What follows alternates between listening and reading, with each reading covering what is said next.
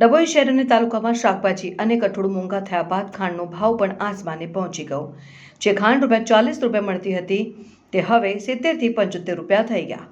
એક મહિનાની અંદર ખાંડના ભાવ વધી ₹70 કિલો થઈ જતા ખાંડનો સ્વાદ મોંઘવારીના કારણે પ્રજા માટે બન્યો કડવો। ખાંડના ભાવમાં અચાનક વધારો થતાં હવે ખાંડ પણ કડવી લાગવા લાગી છે। 1 થી 1.5 મહિના પહેલા ખાંડનો ભાવ અંદાજે ₹45 થી ₹48 હતો, જ્યારે આજે બજારમાં છૂટક ખાંડનો ભાવ આશરે ₹70 પ્રતિ કિલો સુધી પહોંચી હોવાનું વેપારીઓ જણાવી રહ્યા છે। વેપારીઓના જણાવ્યા મુજબ ખાંડના ભાવ વધવા પાછળ ઇથેનોલ અને વરસાદની અસર જેવા કારણો જવાબદાર હોવાનું માનવામાં આવી રહ્યું છે। ભાવ વધારાની અસર હવે સામાન્ય ગ્રાહકો અને ખાસ કરીને ગૃહિણીઓના ઘરગથ્થુ બજેટ પર પણ જોવા મળી શકે છે। ભાવમાં સતત વધારો થવાની શક્યતા વચ્ચે વેપારીઓને પણ મંદીનો સામનો કરવો પડી રહ્યો છે। ભાવ ઊંચા થતાં ગ્રાહકો દ્વારા માલનો ઉપાડ ઘટ્યો હોવાનું વેપારીઓનું કહેવું છે।